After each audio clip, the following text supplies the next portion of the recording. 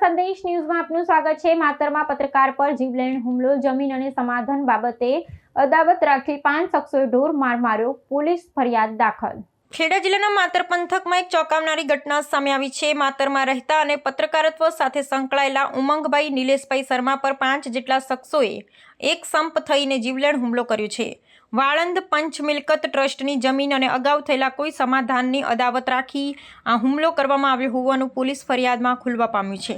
મળતી વિગતો અનુસાર માતરની તુલસી વિલા સોસાયટીમાં રહેતા ફરિયાદી ઉમંગભાઈ શર્મા પર એક વિશાલ ખેંગારભાઈ રબારી, બીજા જયેશભાઈ લાલજીભાઈ રબારી, ત્રીજા પ્રકાશભાઈ પકો હરતનભાઈ રબારી, ચોથા પાર્થ અર્જુનભાઈ રબારી, પાંચમા ભોલો રબારી જૈન દેરાસર નાના રબારીવાસ ગ્રામ પંચાયતમાં નોકરી કરે છે સહિતના શખ્સોએ હુમલો કર્યો હતો। આરોપીઓએ ફરિયાદીને ફોન કરીને બોલાવ્યા હતા અને ત્યારબાદ ગાળો ભાંડી હતી। વાત આટલેથી જ ન અટકતા આ તમામ શખ્સોએ ભેગા મળી અને પત્રકાર ઉમંગભાઈને ગળદાપાટોનો ઢોર માર માર્યો હતો અને જાનથી મારી નાખીશું તેવી ગંભીર ધમકીઓ પણ આપી હતી અને 4 કલાકમાં તને મારી નાખીશું, ગમે તે થાય તેવું કહ્યું હતું।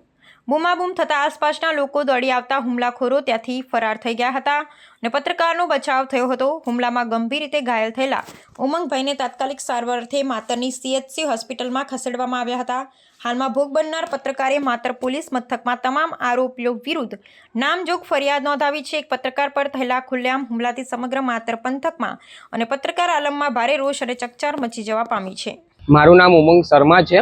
હું તુલસી વિલામાં રહું છું અને મારું જૂનું મકાન વાડન ખડકીમાં આવ્યું છે। તો અમારે ત્યાં અમારા વાડન સમાજની મિલકત આવી છે, વાડન પંચ મિલકત ટ્રસ્ટ। આ મિલકત અમારા ગયડાઓની છે। તો જે અત્યારે રબારીનો કબજો હતો તો અમે પહેલાં 3 મહિના પહેલાં સમાધાન એ રીતે કર્યું હતું કે જ્યારે અમારી જમીનની માપણી કરવાની હતી ને એટલે અમે પોલીસ પટોશન માગ્યું હતું SP ઓફિસમાં। એટલે અમને બેવને નિવેદન માટે અહીં બોલાવ્યા હતા। તે જ્યારે નિવેદન માટે બોલાવ્યા હતા ને ત્યારે અમારે એવી રીતે સમાધાન થયું હતું કે આપણે આ બધું કશું કરવું નથી। એટલે આપણે 300 રૂપિયાના સ્ટેમ્પ ઉપર લખાણ એ લોકોએ આપ્યું હતું અમને કે ભાઈ કે આપણે તમને રાજી ખુશીથી 6 મહિનામાં અમે તમને જગ્યા પાછી આપી દઈશું। એટલે અમે લોકો માની ગયા હતા। પછી ત્યાર પછી મારે 8 મહિના પહેલાંની અરજી ગ્રામ પંચાયતમાં મેં આપી હતી। તો હું તલાટી સાહેબનો 3 દિવસ પહેલાં મળવા ગયો હતો કે અમે 8 મહિના પહેલાં અરજી આપી હતી। પાછળના જે વાડન ખડકીનું જે મકાન છે એમાં 15 મકાનમાં પાણી આવતું નથી, તો તમે એનું નિરાકરણ કરો। તો ત્યાં તેમના રબારી સમાજનો એક દીકરો ત્યાં નોકરી કરે છે। તો આ ભાઈ ત્યાં એ ભાઈના ત્યાં શોપ પર જઈને ડાયરેક્ટ એવું કીધું કે પેલો ઉમંગે તારા નામે અરજી કરી છે અને તને ખોટી રીતે હેરાન કરે છે। તો મેં એના નામે કોઈ પર્સનલ અરજી કરી નથી, કોઈ સમાજના નામે અરજી કરી નથી। તો 2 દિવસથી આ લોકો મને મારવાની ધમકી આપી રહેલા કે તું મારા ગાયનું પાણી છીનવી લેશ, પણ એવું કંઈ છે નહીં। સરપંચ સાહેબ ખુદ આવ્યા હતા। સરપંચ સાહેબે કીધું કે આ જગ્યાએ પાણી નથી આવતું એટલે નવી પાઇપલાઇન નાખી આપવાની છે।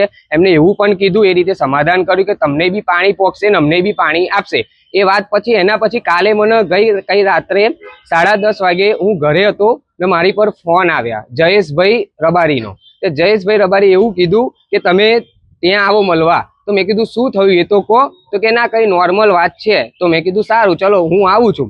તો હું ત્યાં મળવા ગયો, મારા પપ્પાને લઈને, અમારા ફરિયાના બીજા 4-5 છોકરાઓને લઈને ત્યાં મળવા ગયો। તો ત્યાં મળવા ગયો તો એ લોકો જયેશભાઈ અને એમના સાથે 50 થી 40 જણના છોકરાઓ નેડાના બધા ત્યાં ઊભા રહેલા। મને પૂછ્યું કે તું અમારા રબારી સમાજ વિશે આવું કેમ ખોટું બોલે છે કે અમે તને જમીન આલી દેવાનું કીધું છે, તો તું એવું કેમ કહેશ કે તું જમીન નથી આલતા આ લોકો? તો મેં કીધું એ પહેલાંની વાત છે, તમને આ દુઃખ થયું હોય તો હું માફી માગવા તૈયાર છું ને તમને એવું લાગતું હોય કે આડો અવળો શબ્દ હું બોલ્યો હોય તો તમે કહેશો એ હું કરવા તૈયાર છું। તો કે તું નાનો છોકરો ઓછો છું કે તને માફ કરી દેવાનો? એમ કરીને મને અમારા ફરિયાના છોકરાઓ અમારી બાજુ મને ખેંચી ગયા।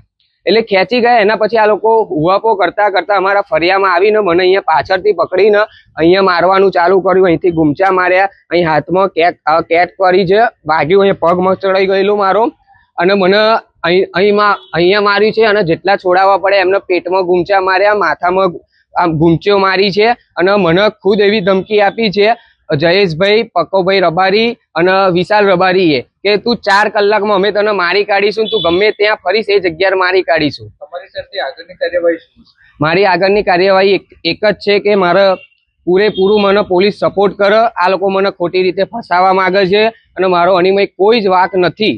પ્રાર્થના અમારા સંદેશ ન્યૂઝની તમામ લેટેસ્ટ અપડેટ્સ માટે ચેનલને હમણાં જ લાઈક, શેર અને સબસ્ક્રાઇબ કરો.